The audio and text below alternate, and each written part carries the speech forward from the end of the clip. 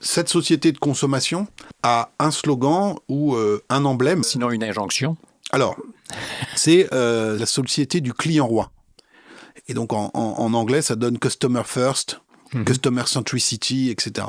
Et donc, si le client est roi, et si nous sommes tous des clients rois, il faut une armada d'esclaves pour vous servir. Le problème, c'est que beaucoup d'individus sont une partie de la journée des serviteurs, et le soir ou le week-end, ils sont les rois.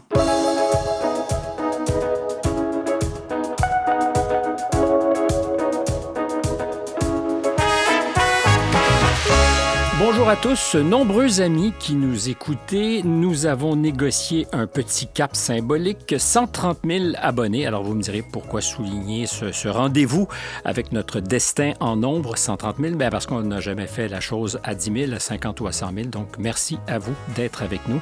À mes côtés cette semaine, quelqu'un qui ausculte la France depuis plus de 20 ans et par extension, ce qu'il découvre ici, je pense, est assez vrai ailleurs aussi en Occident. Jérôme Fourquet est l'auteur de l'Archipel français, La France sous nos yeux, et plus récemment, c'est vraiment magnifique comme livre, Métamorphose française. Je vous montre à l'écran. Bonjour Jérôme Fourquet, merci d'être avec nous. Je précise aussi que vous êtes directeur du département Opinion et stratégie d'entreprise à l'IFOP depuis longtemps. Hein? Depuis longtemps, c'est ça. Est-ce qu'il y a quelqu'un qui, dans son enfance, sa jeunesse, rêve un jour à devenir sondeur? Alors, c'était pas la trajectoire, mais en fait, je me suis rendu compte que c'était le bon poste d'observation pour exercer ma passion, qui est l'analyse de la sociologie de la société française. Et donc, c'est un moyen d'allier ma passion et une activité professionnelle. Je disais que vous avez ausculté.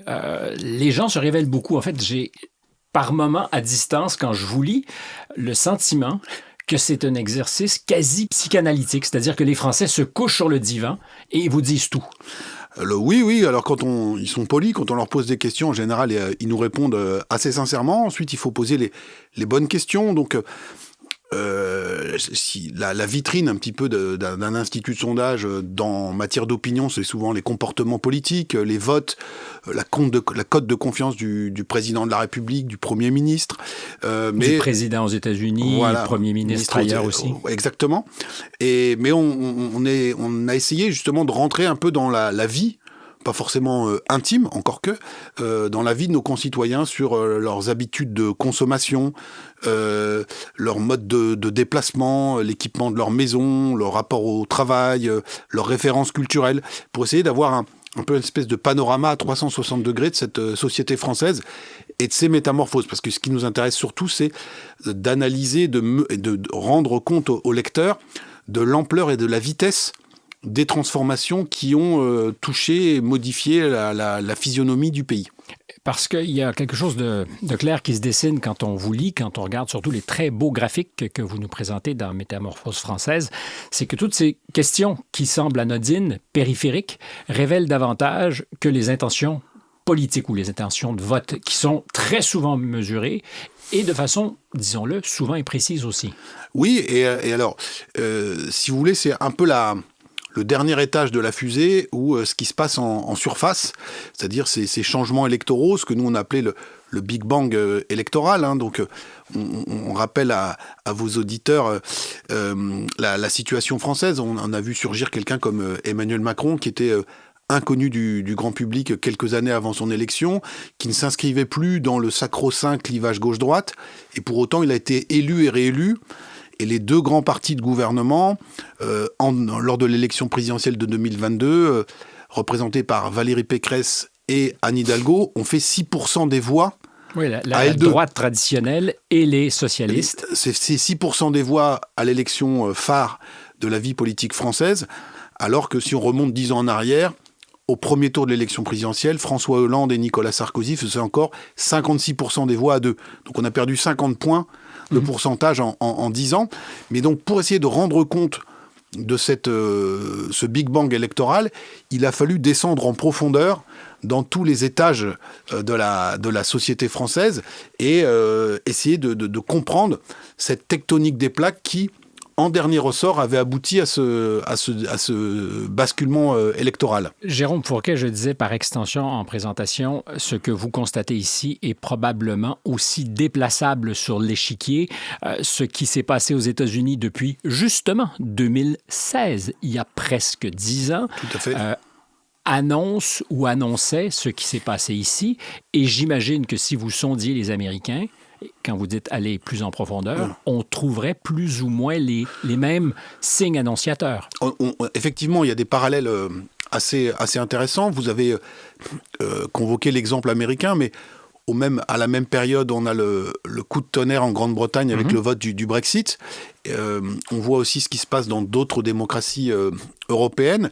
Et en fait, l'intégration de tous ces pays, toutes ces sociétés dans la mondialisation, les transformations économiques, le surgissement de la question migratoire, les questions identitaires, le déclassement de la classe moyenne, tout ça avec bien évidemment des spécificités qui vont être propres à chaque pays, à chaque culture, mais tout ça constitue les lignes de force qui recomposent les paysages électoraux et les sociétés occidentales. Pour prendre le contre-pied d'Alain Minc, est-ce qu'on peut arriver à la conclusion que la mondialisation, pour l'Occident tout le moins, et surtout ses classes moyennes, vous connaissez la suite de la question, est-elle heureuse ou plutôt pas?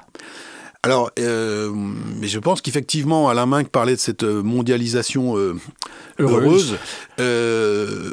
On parle toujours depuis sa classe, en fait. Et donc, pour le public que représente Alain Minc, ça a surtout, sans doute, été une bonne affaire, cette histoire de mondialisation. Mais le bilan est beaucoup plus nuancé, on va être poli, pour toute une partie des sociétés occidentales, notamment les catégories qui ont été touchées par la désindustrialisation. On voit aujourd'hui ici en France ce qui se passe dans le secteur agricole, avec les effets que pourrait avoir la signature de traités de libre-échange. Et donc autant pour le consommateur occidental, la mondialisation, ça a été une bonne affaire parce qu'on a pu s'acheter des t-shirts Made in China ou Made in Bangladesh à pas cher, du matériel hi-fi également dont les prix ont été diminués. Mais quand on fait le bilan général, le constat est beaucoup plus à nuancer et parfois beaucoup plus sombre. Mais en creux, ce que vous dites, c'est qu'on a favorisé le consommateur aux dépens du citoyen et du travailleur. Et du producteur. Alors, c'est un des chapitres du livre qui, pour moi, est une évolution fondamentale qui s'intéresse à voir comment on est passé, en fait, d'une économie qui, en France, mais dans pas mal de pays occidentaux... Oui, parce que quand vous parliez tout à l'heure des agriculteurs, je vous dirais que aux Pays-Bas, mêmes enjeux. Exactement. En Allemagne, c'est moins marqué, mais tout de même. Et puis, on peut penser à terme que chez les Américains, même si la façon de faire les choses est un peu différente, on pourrait imaginer qu'il y a aussi une réduction comme peau de chagrin de ces travailleurs dans le secteur agricole. C'est déjà assez concentré, c'est très productif dans le continent nord-américain. Mais effectivement, à partir des années 80, les sociétés occidentales étaient encore organisées, même si la désindustrialisation avait commencé, économiquement autour des activités productives. Donc, l'industrie, bien évidemment, secteur majeur.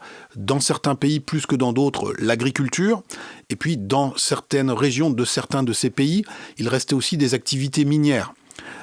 Et ce qu'on a vu se déployer des années 80 aux années 2000, c'est le laminage de ces activités productives ou leur concentration ou leur réduction avec la déstabilisation bien des vieux bassins miniers, des villes industrielles ou un certain nombre de zones agricoles au profit d'une économie de la consommation.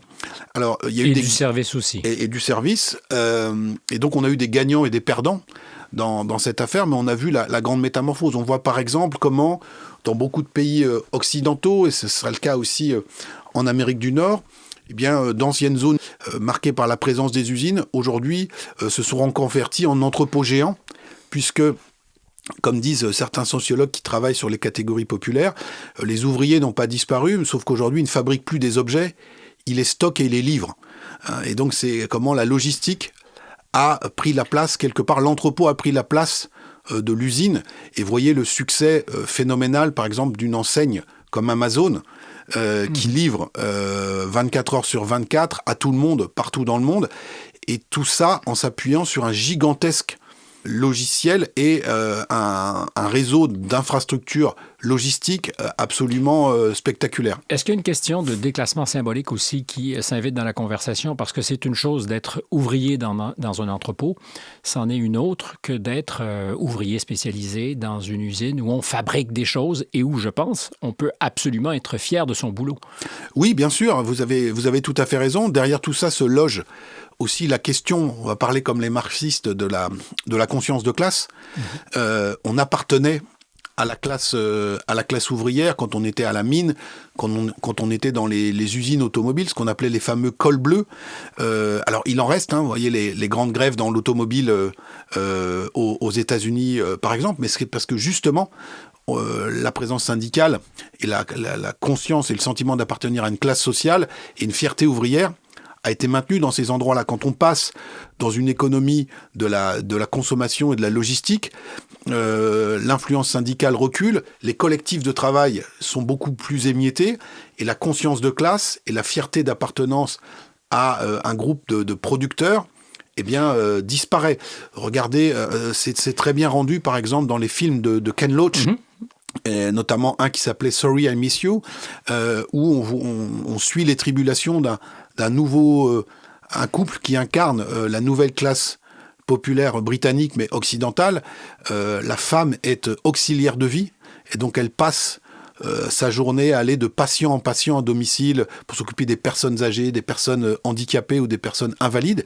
Et puis son conjoint, lui aussi est timé, comme on dit en bon français, avec un beeper. Et lui, il est sous-traitant d'une entreprise de livraison logistique. Et donc lui aussi, toute la journée, il livre. Il passe chez les gens et il livre des paquets. Et ce film est britannique, mais ces deux figures-là étaient les figures qu'on a retrouvées, nous, en France, sur les ronds-points. Au moment de la crise des Gilets jaunes, il y avait beaucoup de ce qu'on appelle les caristes. Vous savez, les caristes, c'est ceux qui conduisent les chariots élévateurs dans les entrepôts pour le public masculin. Et le public féminin était beaucoup composé d'auxiliaires de vie, d'assistantes de soins, soit qui travaillaient dans des maisons de retraite, soit qui aidaient les personnes à domicile, et qui, dans des zones entières où les industries ont disparu, aujourd'hui, c'est les seuls jobs, c'est les jobs principaux qui sont proposés à ces catégories de population. À chaque fois que vous me répondez, j'ai 1000 questions qui viennent. Je vais essayer d'être discipliné et d'aller dans l'ordre. Mais il y a quelque chose dans ce que vous dites, et ça nous ramène au discours marxiste, de l'aliénation face au boulot aussi.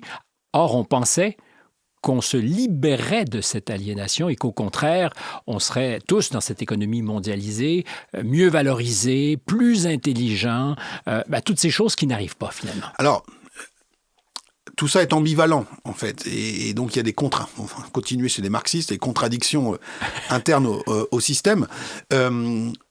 Cette société de consommation a un slogan ou un emblème. Sinon une injonction. Alors, c'est un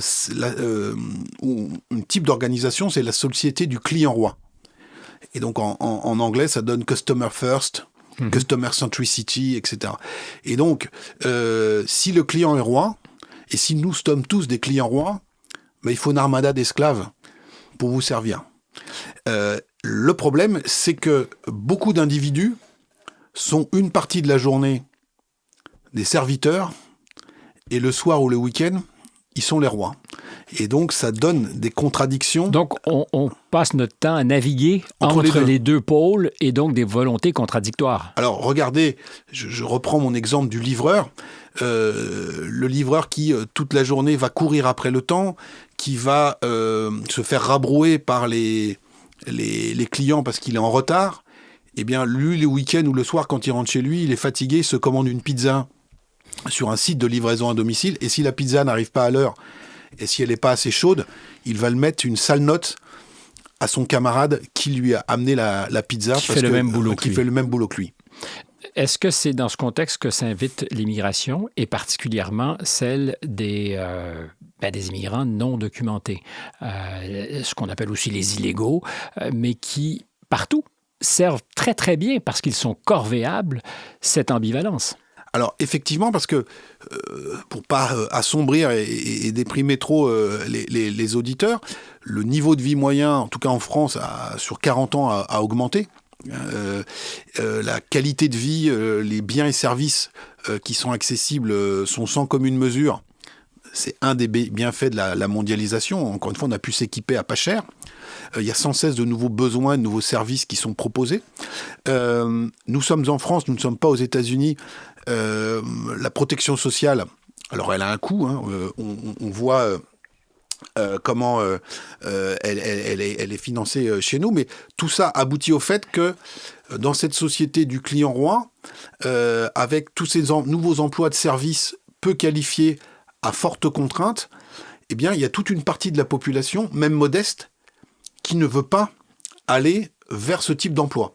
Et donc, pour faire marcher la machine, dans les cuisines des restaurants, dans les chaînes de livraison, sur les chantiers, il faut trouver une armée de réserve. On va encore parler comme les marxistes. Et l'armée de réserve, c'est pas les chômeurs de la période étudiée par Marx, c'est effectivement la main-d'œuvre immigrée, légale ou illégale.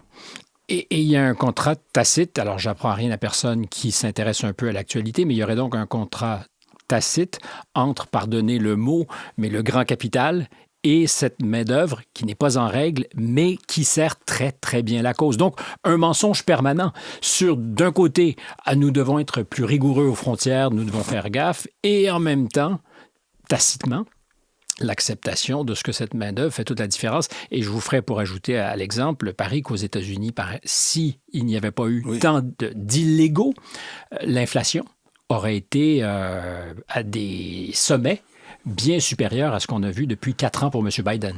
Tout à fait. On est là-dessus. Et vous voyez bien que, on l'a dit tout à l'heure, la question migratoire est centrale dans toutes les sociétés occidentales. Elle alimente la poussée des votes de droite radicale. Trump aux États-Unis, le Rassemblement national chez nous. C'est une droite radicale ou c'est autre chose? Parce que je me questionne beaucoup aujourd'hui. Alors, on peut en revenir dessus tout à l'heure, mais il y a cette coloration quand même qui, de mon point de vue, est assez indéniable. Mais si ce sujet de l'immigration donc pose question dans toutes nos sociétés, il est débattu très régulièrement. Et vous avez raison, à chaque fois que on envisage un durcissement des conditions d'accès ou d'entrée, on entend la voix des intérêts économiques dans chaque pays qui disent « Attention, les choses ne sont pas aussi simples que ça ». Donc vous avez parlé des États-Unis. Regardons ce qui se passe en Italie avec Madame Meloni, qui a été élue justement sur une promesse de fermer les frontières. Dans le sud de l'Italie, toute une partie de l'économie, notamment de l'économie agricole, fonctionne avec l'apport de cette main-d'œuvre illégale qui va travailler, par exemple, à la cueillette des tomates dans le sud de l'Italie, tâche que les locaux ne veulent plus accomplir. De l'autre côté de la Méditerranée, dans le sud de l'Espagne, un des autres jardins sous serre de l'Europe, où on produit beaucoup de fruits et légumes, les concombres, les tomates, les fraises, à toute saison de l'année, tout ça est ramassé et cueilli par une main-d'œuvre immigrée. Donc on voit bien cela. Et c'est le paradoxe peut-être du client roi, du client premier, qui a besoin, vous avez employé le mot, d'esclaves. D'esclaves ou de serviteurs, c'est-à-dire il faut s'adapter en permanence à ce client qui est très exigeant. Et vous voyez comment, quand des jeunes enfants sont éduqués parfois inconsciemment dans cet univers-là, ils deviennent de plus en plus exigeants comme consommateurs. On est passé quelque part on passe de l'enfant roi au client roi. Vous voyez, si on prend 2 grands slogans publicitaires de 2 grandes marques internationalement reconnues, McDonald's vous dit « venez comme vous êtes », et donc c'est à moi, employé de McDonald's, de m'adapter à mon client parce qu'il vient comme il est. Et puis L'Oréal répond parce que vous le valez bien. Et donc vous voyez comment on façonne. Et donc pour que le client soit mis en lumière, qu'on accède à toutes ces demandes, eh bien tout ça demande une adaptation des process de production ou de services dans les entreprises, un respect sans faille des délais, une palette de biens ou services qui soit proposée, qui est démultipliée. Vous voyez qu'on passe, si je reste dans l'univers de la restauration, l'économie capitaliste typiquement nord-américaine des années 60 est encore marquée par le Fordisme. Et il y a déjà plusieurs sortes de voitures, mais la gamme n'est pas très élargie. Et à l'époque, on est en fait sur, si on est au restaurant, c'est le menu. Et donc, vous venez au restaurant et vous achetez le menu. Et aujourd'hui, société du client roi, on est passé à la formule à la carte. Et donc, vous avez une variété infinie d'options. Et il faut combiner tout ça en permanence pour coller à chaque segment de marché, ce qui demande une gymnastique dans les entreprises, une adaptabilité qui n'existait pas, qui n'était pas autant nécessaire il y a 40 ou 50 ans. Parce que rien n'est anecdotique, c'est là que vous dites, puisqu'on parle de restauration, d'alimentation, la mode des toppings, cette possibilité de créer l'illusion du sur-mesure pour chacun des clients, annonce quelque chose ou dit quelque chose du monde dans lequel on vit. Voilà, c'est le passage du menu à la carte, et le stade ultime après à la carte, c'est do it yourself. On fabrique soi-même son plat en le composant, mais ça veut dire que l'entreprise dans laquelle vous êtes, ou le commerce dans lequel vous êtes rentré, est adapté à pouvoir répondre à toutes les exigences, et donc un client à qui il faut faire du sur-mesure en permanence. Même quand on est dans le bas de gamme. Même quand on est dans le bas de gamme, alors avec des options qui seront parfois un peu low cost, mais c'est la promesse, on appelle ça la promesse client. La promesse client, et le client qui rarement trouve dans la promesse ce qu'il satisfait, mais c'est formidable parce que ça nous met les uns contre les autres continuellement. Et même vous-même.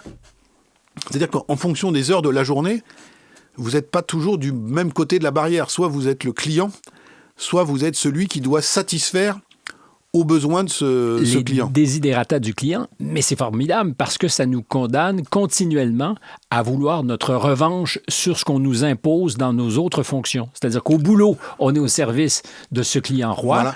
Et dans notre vie de citoyen, si jamais on est encore citoyen, parce que peut-être qu'on est condamné à être des consommateurs, on dit tiens, je vais y en faire baver.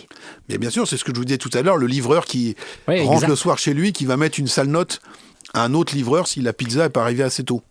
Le French taco incarne-t-il quelque chose? Alors, peut-être qu'il y a des Français qui le mesurent très, très bien. Tacos. Mais... Tacos, oui, tout à fait. Mais quand je vous lisais, et vous décrirez le plat, ça me faisait beaucoup penser à une autre, je dirais, métaphore de la mondialisation, la pizza. Tout à fait.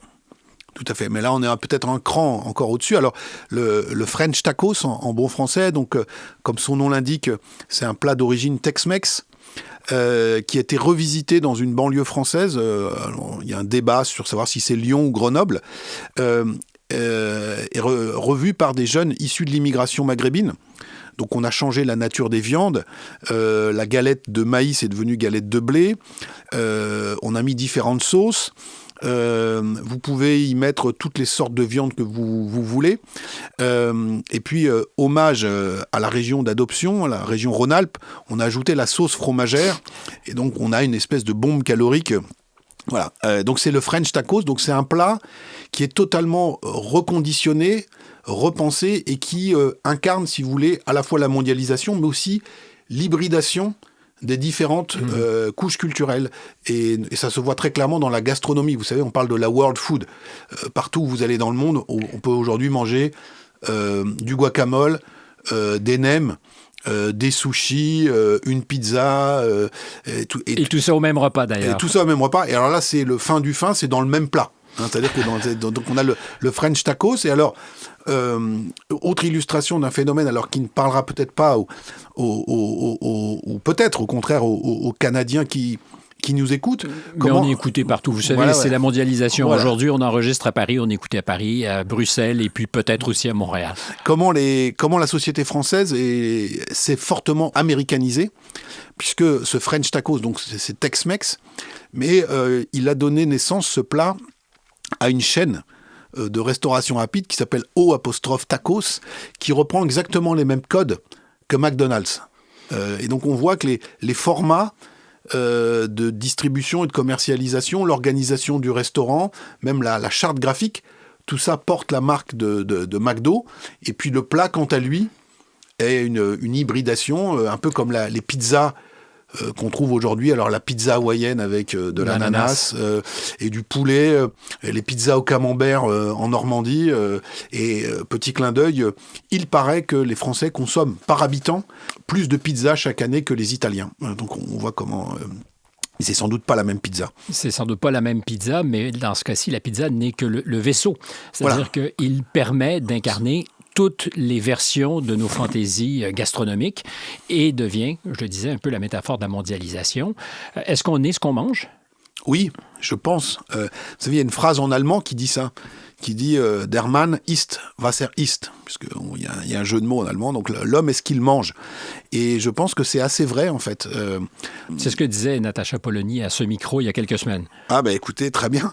Et donc on voit comment l'incorporation, au sens premier du terme, de certaines influences culturelles passe notamment par l'alimentation, notamment dans les jeunes générations. Mais dans une logique, alors on dira que je suis en train d'adopter un discours souverainiste ou identitaire, alors peut-être d'extrême droite, mais dans une logique d'élitement civilisationnel, ah oui, on est là, cette idée justement qu'il n'y a plus de frontières et que tout se mélange, y compris dans le bol. Dans le bol, ouais. Parce que c'est souvent ça. Ouais. D'ailleurs, une belle métaphore aussi de la mondialisation, ouais. C'est plus l'assiette, c'est le bol. Ouais. Est-ce qu'on peut tout mélanger dans un bol?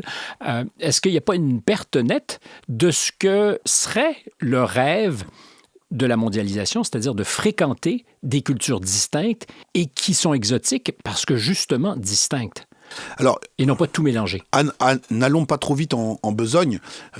Quand vous vous déplacez aux États-Unis, au Canada, on voit bien qu'on est dans une autre civilisation que quand on est en France ou en Belgique. Et idem en Europe.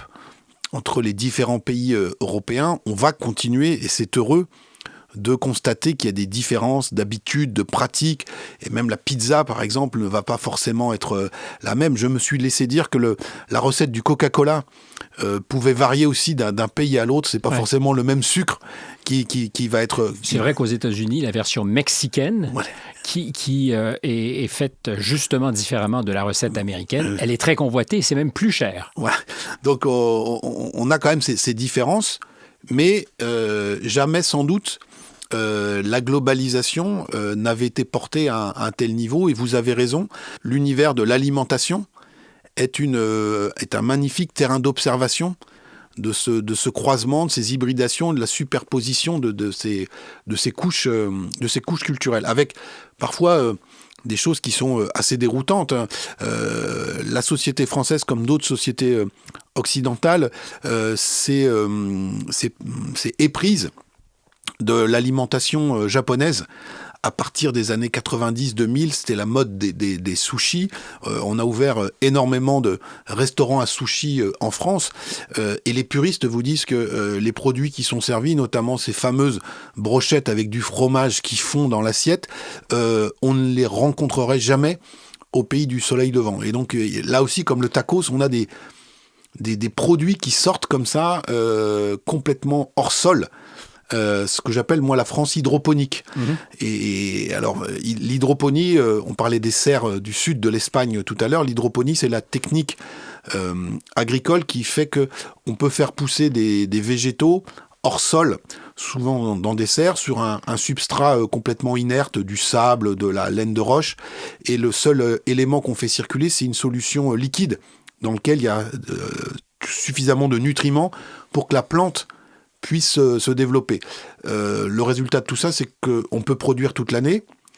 L'autre conséquence, c'est que votre tomate ou votre fraise, qu'elle soit cultivée dans une serre à Brest, à Anvers ou à Séville, va exactement avoir le même goût. Et on peut avoir le sentiment qu'on est dans parfois dans cette société hydroponique où les influences culturelles qui se sont déposées depuis quelques décennies sont issues de la mondialisation, et que la vieille roche-mère, le terroir, le vieux terroir, a été assez fortement arasé ou recouvert par cette couche hydroponique. Sinon, qu'il est toujours valorisé par les happy few, par une certaine élite qui continuera à vouloir goûter sa tomate et qui dira cette tomate, justement, vient d'un terroir précis et ça goûte autre chose que ce Alors, les deux vont continuer d'exister. Ce qui se passe, c'est-à-dire que effectivement, vous allez avoir des lieux où on va maintenir l'existence de cette roche historique et traditionnelle. Alors si on reste dans l'alimentation, regardez par exemple en France les régions viticoles, où on cultive de la même manière et sur des périmètres qui sont très restreints. Je pense notamment à la Bourgogne. Bourgogne surtout. Des vins qui sont mondialement connus. Et puis à quelques kilomètres de la route des vins de Bourgogne, vous avez la zone commerciale avec le Otakos, le KFC, le Burger King, le McDo, le Pizza Hut, où tout ça est des magasins où on va vendre des produits made in China. Et donc, à quelques kilomètres d'écart, on a un îlot préservé du terroir historique, et même valorisé et magnifié. Et puis à côté, on a autre chose. En France, alors c'est très Houellebecquien comme approche, mais il dit parfaitement la France qui change. Les métamorphoses, avant que vous n'usiez de ce mot pour annoncer votre programme dans le livre, et je le remontre à l'écran, métamorphose française, intéressant parce que on n'a pas besoin d'être en France pour probablement tirer des conclusions à partir de ce que vous avez trouvé ici. Mais donc, je reviens à Houellebecq. Il parle de ces métamorphoses depuis 30 ans. Bien sûr, bien sûr. Alors, le livre balaye justement cette période qui court, alors, selon les évolutions, mais en gros des années 80 à nos jours, période au cours desquelles la métamorphose s'est opérée. Et je reviens un instant sur ces morceaux de terroir ou territoire, pour parler comme Houellebecq, la carte et le territoire, qui demeurent valorisés. Donc on a pris l'exemple des productions viticoles. Nous sommes en France, on pourrait prendre aussi les lieux touristiques emblématiques, donc Notre-Dame, le Mont-Saint-Michel, par exemple, et puis d'autres lieux qui font le succès de certaines marques tricolores, qui sont les grandes entreprises et les grandes maisons de luxe, qui quelque part vendent avec leur article de maroquinerie ou leur carré de soie un fragment de ce terroir de la France éternelle. C'est-à-dire que... Et bien édulcoré, si vous voulez mon avis. Oui, avec des sites de production qui sont volontairement implantés très loin des grandes villes, dans des petites zones rurales où on a des ateliers, on continue à fabriquer et à pérenniser ce savoir-faire. Et c'est ça aussi qu'on met en avant. Vous voyez qu'il y a eu une bataille juridique il y a quelques années quand la ville de Vendôme, dans le Val-de-Loire en France, a vendu son nom à LVMH, pour que LVMH, qui avait implanté des ateliers de fabrication nombreux dans cette ville, se disait que la marque Vendôme, vis-à-vis d'un public américain ou asiatique, sonnait parfaitement bien, ou était en résonance parfaite avec cette image d'une France éternelle. Et donc vous voyez que c'était un morceau du patrimoine, même linguistique ou en termes de nom de territoire, qui avait été réapproprié à des fins de sublimation de cette vieille couche historique, pour en faire un argument commercial. Vendôme est donc aujourd'hui une marque, c'est racheté, et ça appartient à LVMH. Voilà, et donc qui s'en sert. Alors il y a un débat juridique qui est en cours. Bien évidemment, la ville a encore le droit de s'appeler Vendôme. De s'appeler Vendôme, et Vendôme, la ville, bénéficie de la présence importante de LVMH, qui a repris d'anciens bâtiments historiques où étaient implantés notamment un hôpital, un régiment, des manufactures. Et donc, avec les moyens financiers qui sont ceux du groupe LVMH, ce qui a été fait en termes de reconversion est magnifique. Mais tout ça n'est jamais perdu pour personne. Et donc, ça sert aussi le discours qui consiste à dire, quand vous achetez un article LVMH, vous achetez un morceau de France éternelle. J'attends le film de François Ruffin sur ce qui s'est passé à Vendôme. Ça sera sans doute intéressant. Un peu plus tôt, quand on s'est mis à justement déplier toutes ces choses, je vous ai dit, est-ce que la gauche et la droite particulièrement, on parlait de Trump, on parlait du Brexit, est-ce que ça correspond encore à des registres qui sont ceux que nous avons connus dans le passé? Je veux votre opinion. Plutôt que de gauche et de droite dans le monde que vous venez de décrire, est-ce qu'on ne doit pas parler de perdants et de gagnants? Donc, de gens qui ont du ressentiment, le sentiment du déclassement, et de ceux qui, quelle que soit la couleur politique, sont essentiellement les gagnants de cette mondialisation heureuse. Alors, cette grille de lecture est tout à fait pertinente de mon point de vue, mais elle est en partie réductrice. En tout cas, au moins en France. Je plaide coupable. Non. Mais elle a été très souvent utilisée et elle est utile. Et elle permet d'expliquer une partie du paysage électoral. Mais je pense que, et c'est toute la difficulté pour nous, que nous sommes passés politiquement d'une période où le paysage électoral s'organisait globalement autour d'un clivage principal. Donc historiquement en France, de la Révolution française et donc l'apparition du suffrage universel, jusqu'à la fin du 19e, ou fin du 19e, et tout ça, le clivage central en France, c'était le clivage entre la France catholique et la France laïque. Et c'est là-dessus que la gauche et la droite se disputaient. La loi de 1905 sur la séparation de l'État. Il y a eu un télescopage. Ensuite, avec, à partir de la fin du 19e, l'industrialisation du pays et l'apparition du clivage capital-travail, pour aller vite, qui là aussi a été digéré par et la gauche et la droite. Et donc, on a une formule chimiquement pure en France, en gros, des années 20-30 jusqu'aux années 70-80. C'était le clivage gauche-droite. C'était à la fois la vieille survivance de la guerre des deux écoles, les catholiques contre les laïcs, et puis capital-travail. Et donc ça... C'était souvent très corrélé d'ailleurs. Alors en partie, pas toujours, parce que c'est la beauté de la géographie électorale avec justement des zones ouvrières mais qui étaient catholiques. Et donc quand on regardait les statistiques, on se dit mais bon sang, pourquoi ne votent-ils pas communistes? Mais parce ils sont ouvriers mais ils sont catholiques. Donc il y avait comme ça quelques zones de chevauchement. Et ce qui se passe, c'est que ce clivage catholique-non catholique en France, bon, il a périclité. Capital-travail demeure, et puis qu'on a aujourd'hui, depuis les années 80, avec la mondialisation, ce nouveau clivage qui s'installe entre gagnants et perdants de la mondialisation, mais qui vient perturber capital-travail. Parce que ceux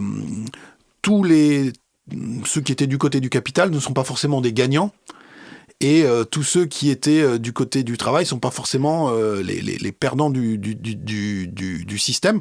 Si vous prenez l'élection présidentielle française de 2022 et le candidat Éric Zemmour, par exemple, qui a fait 7% des voix.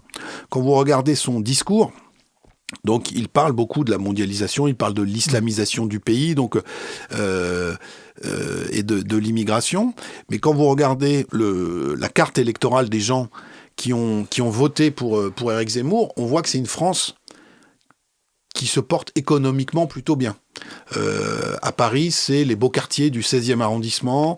Un peu plus à l'ouest, c'est Versailles. On voit les stations balnéaires, les vieilles stations balnéaires françaises avec une vieille bourgeoisie française. Donc, une espèce de nostalgie aussi. Alors, peut-être, mais qui, économiquement, quand vous vous baladez dans ces quartiers-là, vous n'avez pas l'intention d'être dans le camp des perdants.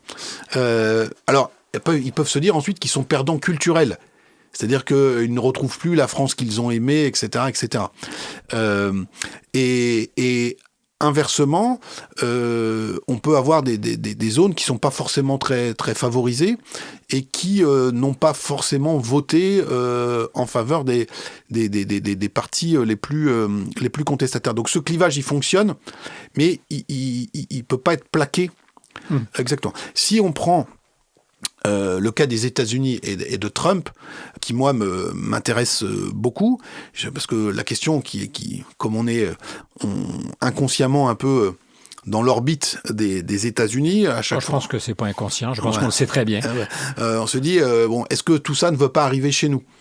Et alors, pour que ça arrive chez nous, en fait, vous voyez, ce que Trump a réussi à faire, il faudrait que quelqu'un ici en France, pour faire 50% des voix, eh bien, fasse l'alliance à la fois de ce que Zemmour appelle la bourgeoisie patriote, donc cette droite traditionnelle, souvent catholique, ce qu'il en reste, des gilets jaunes, et puis, pour comparer avec la situation américaine, des églises évangéliques, qui aujourd'hui pèsent pas très lourd en France, mais c'est cette alliance-là qui a porté Trump au pouvoir. Si on prend gagnant-perdant, on a plaqué cette grille de lecture à l'analyse du scrutin américain, et ça fonctionne dans de très nombreux territoires. Par exemple, c'est comme ça, il y a eu des centaines d'articles qu'on explique comment les fameux États de la Rust Belt et des Grands Lacs sont passés d'un vote démocrate à un vote républicain. On parlait tout à l'heure de la désindustrialisation, de l'effondrement ou le déclin des syndicats, et comment également aussi en Grande-Bretagne, d'anciennes zones minières qui étaient ce qu'on appelait le Red Wall dans le nord de l'Angleterre, qui étaient historiquement travaillistes, avaient par exemple voté pour Boris Johnson et avant cela pour le Brexit. Et bientôt peut-être pour Neil Farage, qui est très semblable à M. Trump et appuyé par M. Trump et Musk aussi. Tout à fait.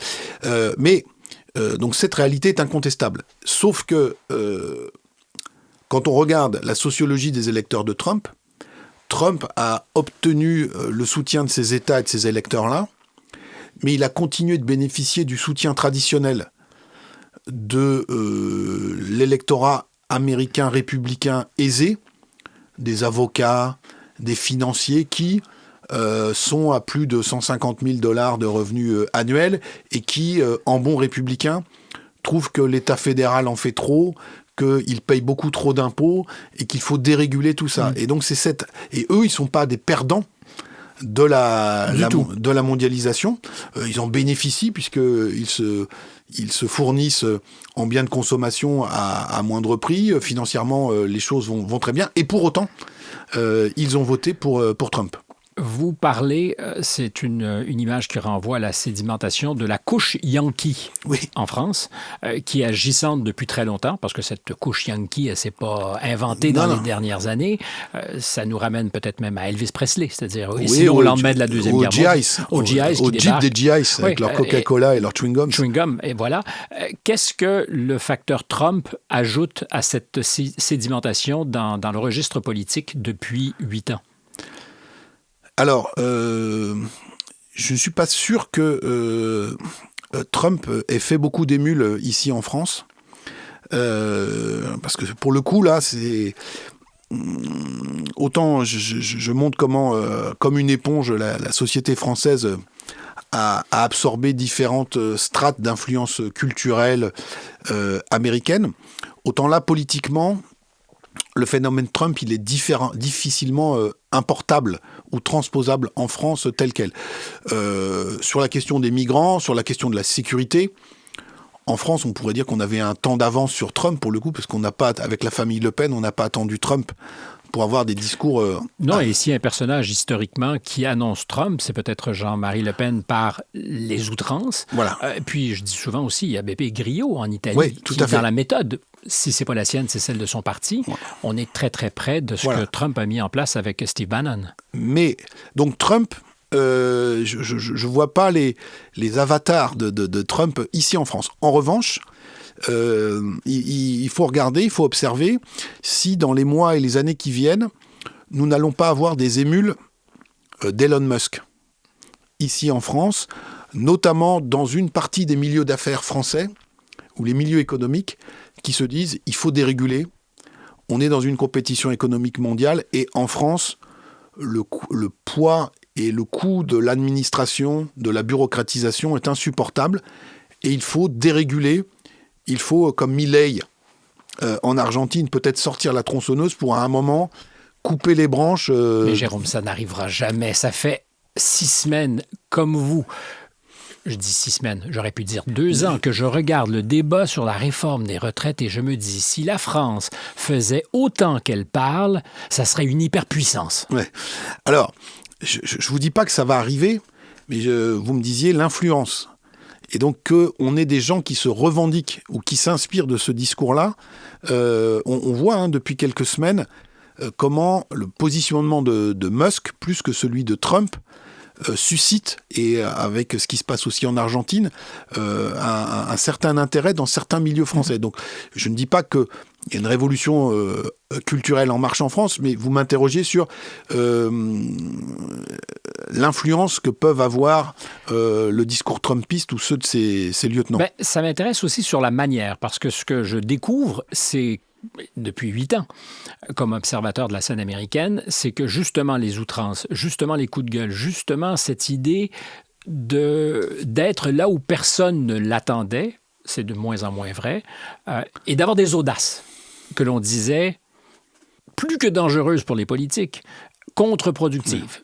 Or, on se rend compte que plus il est audacieux, plus il est en dehors des clous, mieux il est appuyé par la population américaine. Et il y a Farage en Angleterre qui reprend les codes. Alors, Orban, on peut dire qu'il les maîtrise depuis déjà un certain temps. Est-ce qu'il n'y aurait pas, je pense à Marine Le Pen, une décision à prendre entre la volonté d'être adoubé par le cercle de la raison et au contraire de dire « je m'en fous, je casse la baraque et je surprends tout le monde » en disant des choses que nous pensons peut-être tout bas, mais qui jamais ne sont acceptables dans le registre officiel du discours politique. Point. Je vous laisse aller. Alors, je reviens sur la composition de l'électorat trumpiste. Je pense que c'est fondamental pour comprendre et réfléchir à votre question.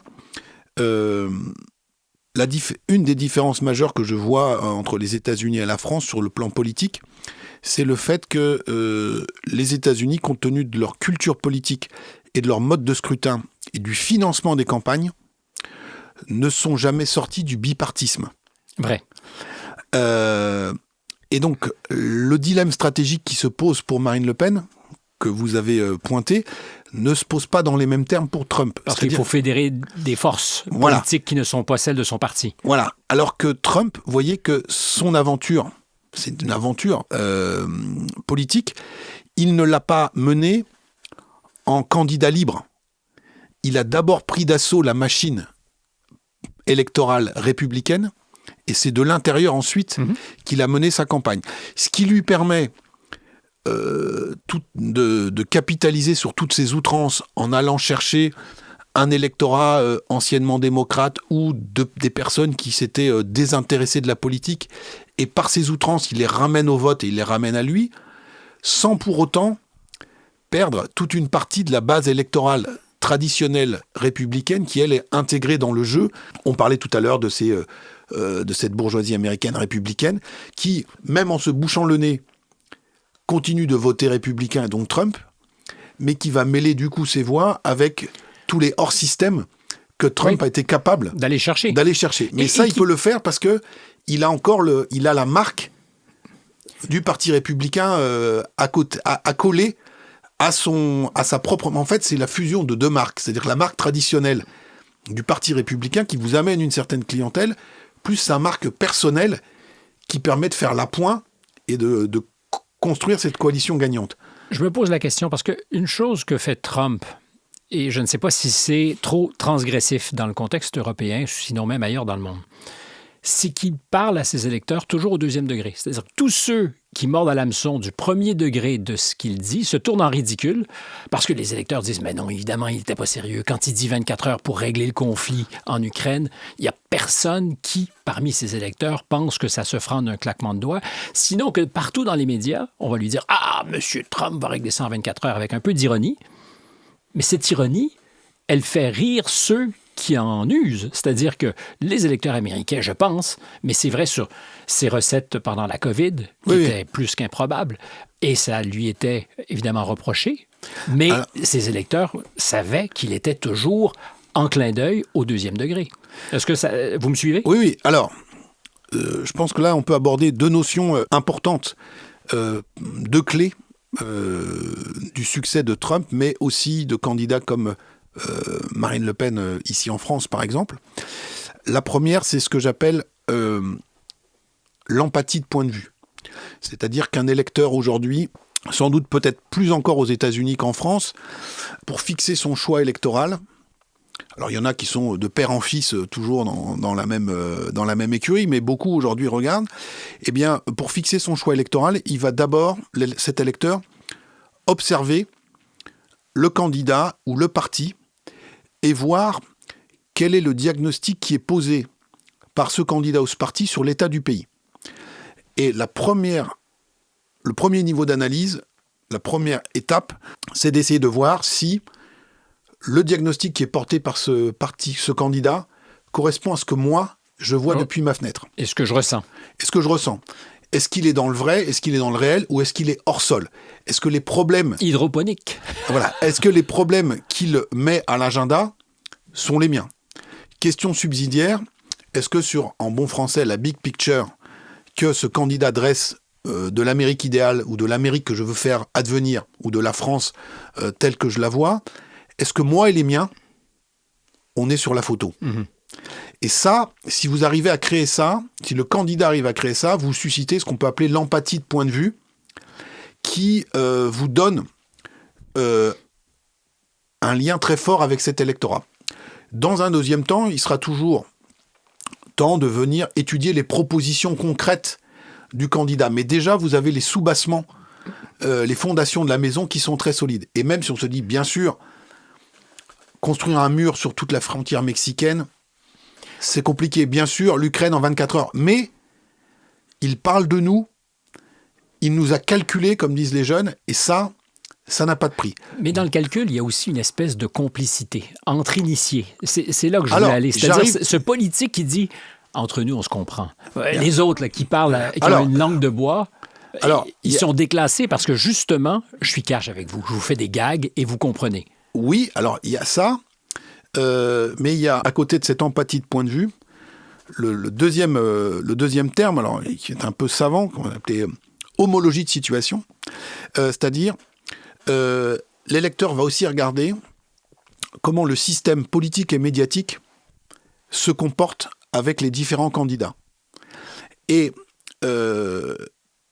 est-ce que le traitement qui est réservé aux politiques, quelque part, me fait penser à ce que moi je subis dans ma vie? Et donc, quand l'élite américaine bien éduquée de la côte Est et côte Ouest regarde de 36 étages Donald Trump et ses électeurs en parlant des déplorables, en disant que ses propositions n'ont ni queue ni tête, en se gaussant du simplisme de ses propositions, comme de la même manière, toute une partie du monde médiatique français a traité Marine Le Pen. Et traite encore. Beaucoup de ces électeurs modestes se disent l'humiliation qu'on leur fait subir, le traitement qui est le leur, c'est la mienne. La caste, le regard méprisant de la caste, quelque part, c'est ce que moi je vis au quotidien. Et donc, comme on dit aux États-Unis, is our guy. Et donc, je reviens sur l'élection européenne en France. Jordan Bardella, vous voyez le prénom Jordan, qui est la couche américaine. Jordan Bardella était candidat pour le Rassemblement national. Et dans la dernière ligne droite de la campagne, le Canard enchaîné en France a publié les bulletins de notes très peu élogieux de l'étudiant Bardella en première année d'université. Pour le disqualifier. Parce qu'il avait des notes pitoyables, parce qu'il n'était pas allé en cours et il n'a même pas validé sa première année. Et donc, toute une partie des opposants à Bardella, toute une partie du monde académique et du monde journalistique s'est gondolé de rire en disant mais c'est pas sérieux, on va pas donner les clés du pays à un type qui n'a même pas la première année de fac. Eh bien ça a été reçu comme un mépris de classe par tous ceux qu'en anglais on appelle les back row kids, tous ceux qui sont au fond de la classe et qui ont très mauvais souvenir de ce qui s'est passé pour eux à l'école. Donc, ce qui était apparemment une technique offensive s'est retourné contre le canard et aussi une partie de ces, je ne sais pas si ce sont des élites, mais de gens qui se gaussent, comme vous le disiez, des populistes. Cette stratégie peut avoir un effet positif pour ceux qui la mettent en place, c'est de maintenir le barrage en disant, vous qui avez fait des études, vous qui êtes du bon côté de la barrière, vous voyez bien que c'est impossible de voter pour ce type de candidat. Mais l'effet induit, c'est aussi que vous confortez l'autre camp et vous nourrissez à la fois l'empathie de point de vue et l'homologie de situation en disant, il y a un lien indéfectible qui se crée. Et donc, même si ensuite les propositions économiques, les propositions diplomatiques paraissent farfelues ou hors sol, le lien très fort qui s'est construit entre ces électeurs et leurs candidats eh bien, va être très difficilement défaisable. Mais plus encore, moi je pense que tant et aussi longtemps que cette droite, parce que je pense qu'elle incarne la droite et plus l'extrême droite, c'est-à-dire qu'aujourd'hui la droite, c'est l'extrême droite d'une certaine manière, en tout cas numériquement et en importance politique. Si on continue ici à refuser de négocier au nom de l'arc républicain avec ce qui, mutatis mutandis, correspond à quoi? 40% des électeurs, si on met de côté les nouveaux ciotistes, leur rassemblement, et ce qu'il reste des appuis à Éric Zemmour, on est à peut-être 40% de la population. Un peu moins, ou 35, oui. 35, mais qui est au départ disqualifié, parce qu'ils font le mauvais choix. On ne peut pas parler avec vous. Oui, c'est ce qui s'est passé avec le Front républicain. On l'a vu. Et encore une fois... Mais un Front républicain qui fait l'économie de 35-40% des électeurs. Oui, et vous avez vu aussi comment, par exemple, il y a ces fameuses images de la première séance à l'Assemblée nationale après l'élection de juillet 2024, où on organise l'élection du président de l'Assemblée nationale. Et donc, chaque député monte à la tribune, mettre son bulletin dans l'urne, et traditionnellement, l'urne est tenue par le plus jeune député de l'Assemblée, qui se trouvait être un député du Rassemblement national. Et tout ça a été filmé. Beaucoup de gens, notamment du Nouveau Front populaire, ont refusé de serrer la main au nom de l'élémentaire civilité républicaine à ce député en disant « nous, on ne se salit pas les mains », etc. Eh bien, là encore, vous voyez comment ça a été reçu par toute une partie de la France qui s'appelle Jordan, s'appelle Dylan, a voté pour ces candidats en disant « mais regardez, encore une fois... vous nous crachez au visage. » Vous nous crachez au visage. Et donc, cette France-là n'est pas majoritaire, mais elle pèse lourd et elle, quelque part, elle mijote dans ce ressentiment et dans ce mépris. Et c'est pour ça que les comparaisons sont intéressantes avec les États-Unis. Vous vous souvenez, voilà, quand Hillary Clinton avait parlé du panier des déplorables, qui correspondait à la moitié de l'électorat trumpiste.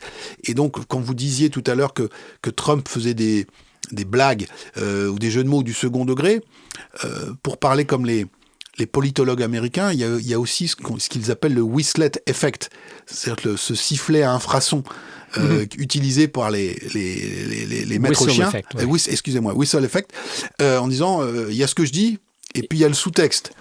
Qui est entendu par beaucoup de gens. Et qui est bien compris. Vous savez, alors c'est la phrase qu'on emploie parfois en France, c'est « on se comprend ».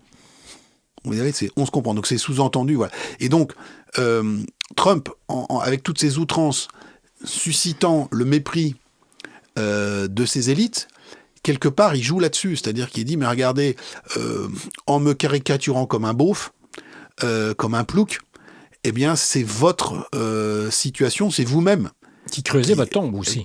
Alors, pour ses adversaires, il peut dire ça, mais quand il parle, lui, à ses électeurs, il dit toutes les injures qu'on me déverse sur la tête, sur mon mode de... Parce que c'est pas que c'est des idées, c'est le mode de vie, etc., etc. Et comme par hasard, il mange beaucoup chez McDo. Et ça compte dans l'équation politique. Alors, Et vous avez vu qu'il y avait cette bataille, puisque la Kamala Harris avait dit qu'elle avait travaillé comme étudiante. Oui, donc c'était un enjeu politique majeur aux États-Unis de savoir qui était le plus près de la marque. Celui qui mange presque tous les jours chez McDo, probablement, peut davantage s'en revendiquer. Voilà, c'est ça. Et qui consomme énormément de coca tous les jours. Parce qu'il ne boit pas d'alcool. Avant de vous laisser, parce que j'ai l'impression que toute notre conversation, s'il y avait un méta et qui est applicable à toutes nos sociétés post-industrielles et souvent associées à la démocratie, le mot que je retiens, c'est « seul ». Nous sommes de plus en plus seuls, atomisés. Le dernier rempart, c'était la famille. Et là aussi, les choses bougent beaucoup. Oui. Est-ce que c'est la condition de l'occidental que de vivre avec l'angoisse de sa profonde solitude? Ça nous ramène au thème de Houellebecq beaucoup, mais il l'annonçait. Ou de Denis Arcand pour les... Ou de Denis Arcand, oui. Pour les Québécois. Ou d'un auteur américain qui s'appelle Putman et qui a écrit un livre qui s'appelle Bowling Alone, et qui montrait ces Américains qui changeaient régulièrement de lieu de résidence et qui continuaient d'aller au bowling, mais ils allaient seuls parce qu'ils n'avaient plus d'amis pour les accompagner. Et donc, alors on a les fameux réseaux sociaux aujourd'hui, mais effectivement, la solitude est un phénomène majeur.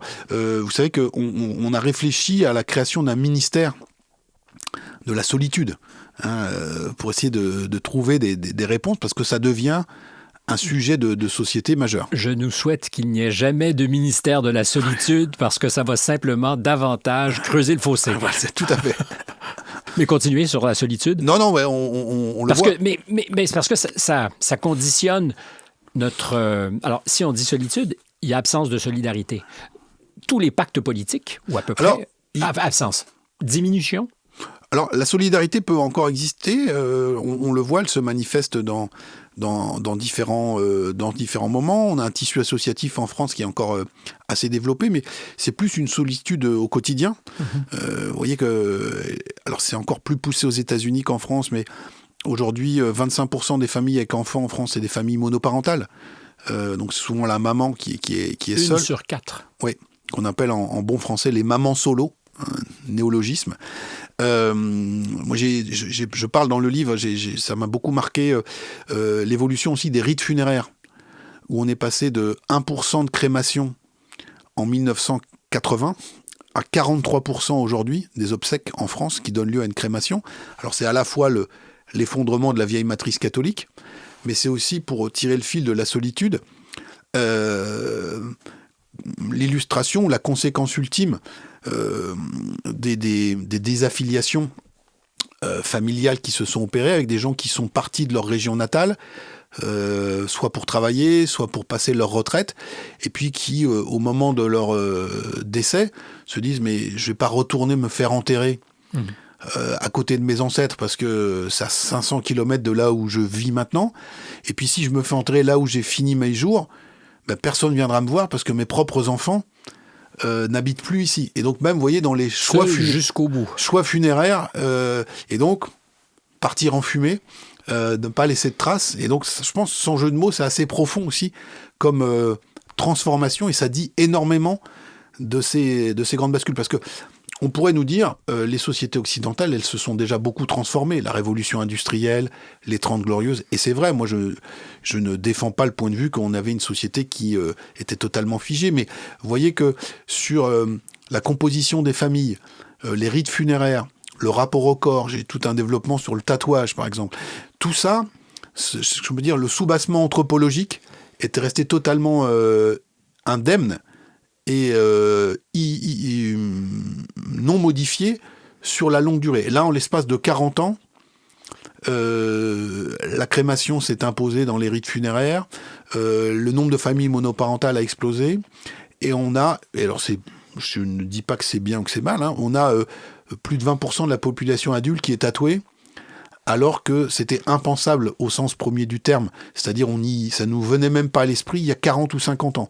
Et donc, que s'est-il passé? Quelle a été la profondeur de ces métamorphoses pour que des choses qui, encore une fois, étaient impensables est aujourd'hui pignon sur rue. Et le lien entre crémation et tatouage, parce qu'il y en a un?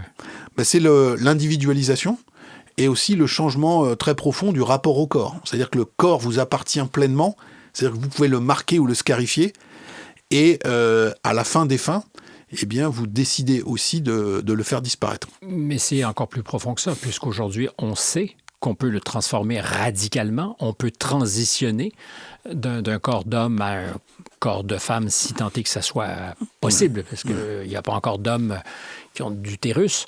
Mais donc, cette capacité quasi aujourd'hui infinie de se moduler soi-même, est-ce que c'est, pour reprendre l'expression de Fukuyama, la fin de l'histoire? C'est-à-dire qu'on est rendu au bout de l'humanité telle qu'on l'a connue. Alors, parce qu'on rentre dans un nouveau chapitre. Alors, l'humanité, je pense que...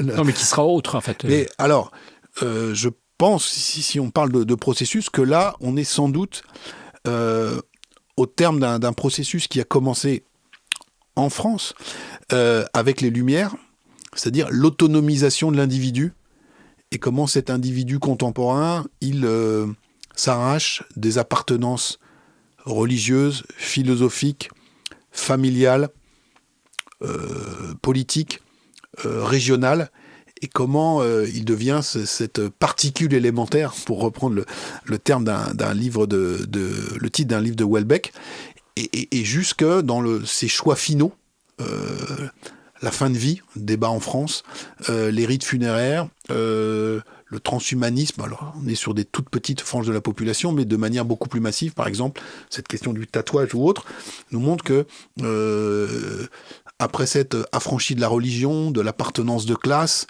après avoir fait sa vie loin de l'endroit où vous êtes né, après avoir adopté des références culturelles, notamment sur le plan gastronomique, venant de partout, vous êtes fait votre propre référentiel quelque part, eh bien, vous prenez pleinement en main votre corps, qui était et quelque part, on s'en détache aussi au moment du choix ultime. Mais j'ai l'impression... Ils sont d'enveloppe corporelle, on se détache de l'enveloppe corporelle. Alors moi, je fais l'hypothèse, et on terminera là-dessus, que ce sentiment d'avoir davantage de pouvoir sur notre corps est inversement proportionnel au sentiment d'avoir été dépouillé de notre pouvoir de citoyen. Alors c'est peut-être une piste qu'il faut creuser également. On se retrouvera donc pour Métamorphose 2. Jérôme Fourquet, ça a été un vrai plaisir. Moi aussi, merci à vous. Conversation passionnante. Il y a quelque chose que j'ai oublié ou qui aurait été utile? Non, parfait, c'est parfait. Merci. D'autant que vous êtes à la bourre pressée. J'espère que ça vous a plu à la maison. Enfin, de mon point de vue, je le répète, passionnante conversation. Je vous recommande d'aller vers Métamorphose, sinon les autres livres de Jérôme Fourquet. Stéphane Bureau au microphone, Jeanne Croteau à la réalisation comme toujours, Philippe Lorange à la recherche. À très bientôt. Jérôme, merci. Un grand merci à vous. Au revoir.